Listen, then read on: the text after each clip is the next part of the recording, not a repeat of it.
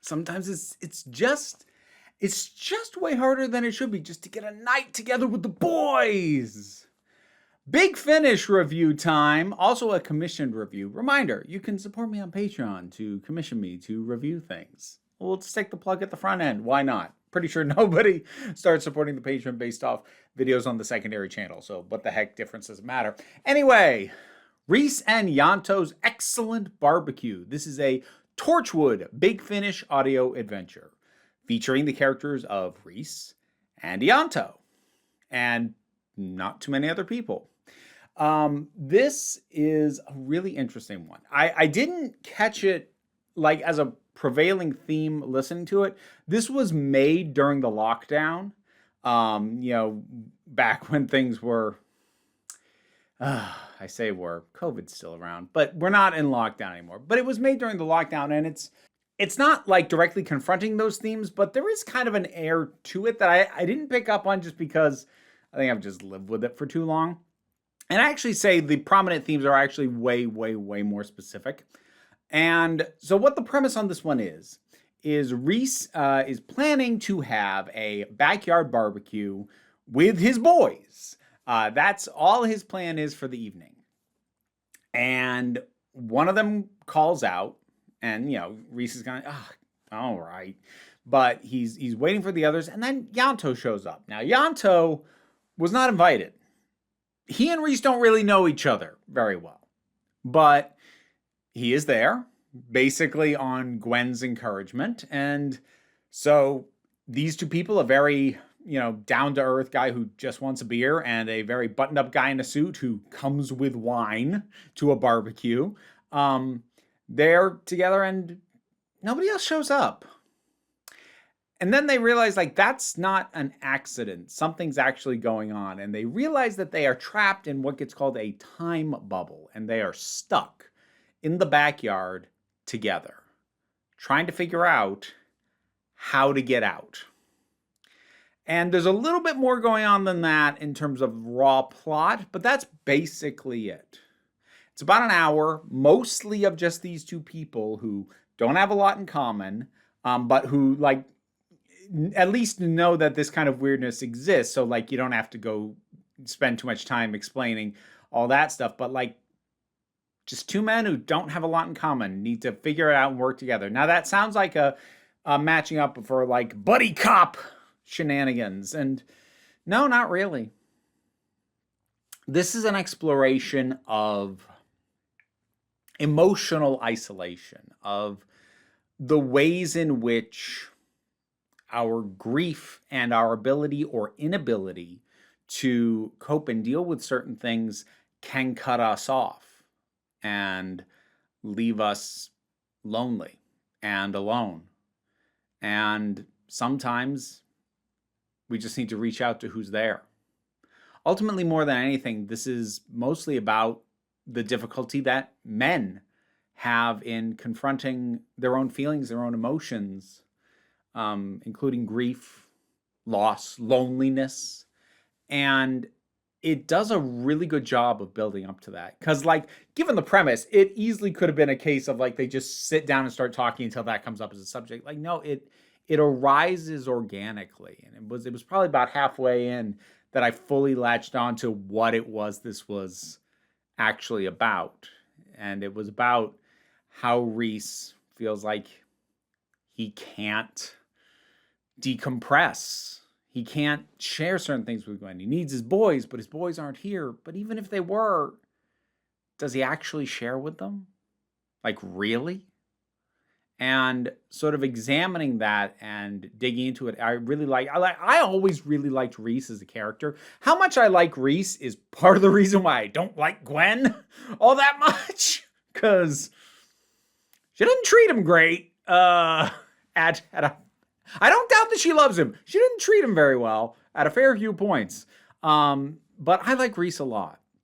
And I like Ianto. I'm not as in love with Ianto as a character as a lot of fans are, but I've always liked him. And the two of them play off each other really, really well.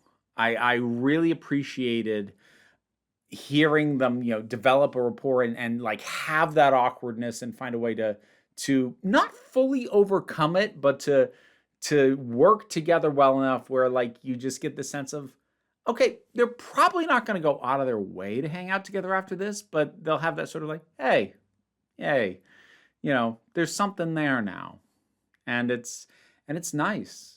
And there's some other stuff in regards to like a woman who they are able to contact basically on the phone, who's also trapped in her own separate bubble, and some of the stuff that goes on there and the things that are said. And because like, so there's only 3 vocal cast members. There's Rhys, there's Ianto, and there's Rhys's friend who he starts the phone conversation with.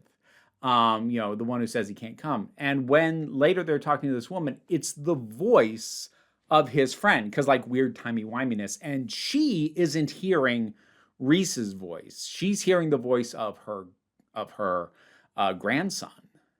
And they're both, confused. And the performer who does this third voice effectively has to play 2 characters, does a lot of really wonderful emotional beats, like, and they play off the other characters really, really well. I've always been a fan of simplistic setups with depth, so I was likely going to be inclined to enjoy this because just for the simplicity alone of it. And just getting to hang out with some characters that I like, but it gets to some genuine depths.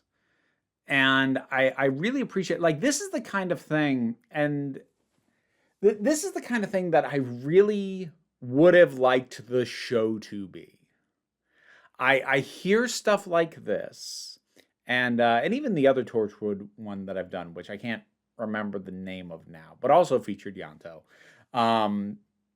I listen to stuff like this and I think, wow, Torchwood really could have been good.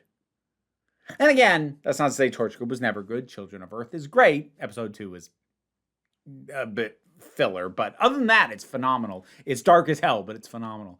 But other than that, it was just an inconsistent mess. Occasionally great, often bad, but stuff like this really shows the potential of the setup and the characters and the ability to plumb depths that could have really been something that the mainline Doctor Who, I'm not going to say he's incapable of doing, but because the Doctor and companions are always, off, whoosh, new planet, new adventures, you can do more isolated stories with them, but that's sort of not what they're built for. Whereas the Torchwood team, they just hang around Cardiff.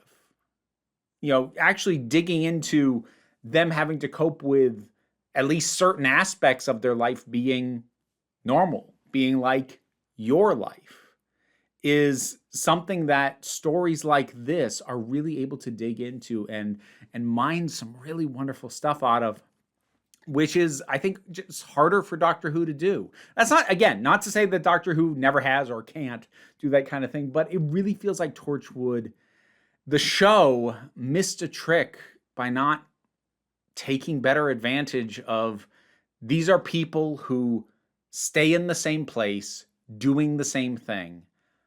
There are depths to explore, looking at people who aren't just rushing off to a new location every week. People who have to make a life here. And stories like this, they're real good in and of themselves. And again, it just shows what Torchwood could have been if it could have pulled itself together worth a dang consistently. I rag on Torchwood a fair bit. Like, I was gonna say it's fine. It's not fine. When it's good, it's very good, but it's not good frequently. So, but yeah, I really enjoyed this. It was simple. It was heartfelt. It felt insightful to a particularly male feeling of loneliness and of lacking in a way that wasn't condemning. It wasn't like, oh, this is the problem with men. It felt more like it was speaking to yeah, that's a thing. So, yeah, I really liked this one. I really appreciated it. Rhys and Ianto's Excellent Barbecue. Have you heard this one? What'd you think about it? Whatever your thoughts are, drop something down in the comments. Let's talk about it. I already did the Patreon plug. Like, share, subscribe. Those help as well. Don't worry too much about it, though. We take a relaxed attitude around here, so you can just come on back next time you need a break.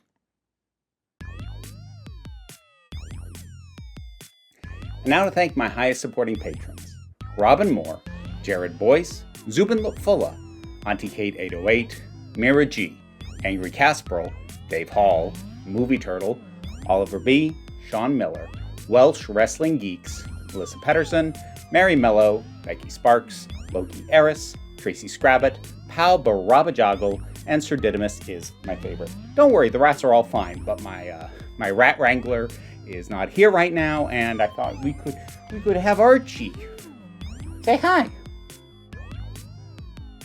Or not.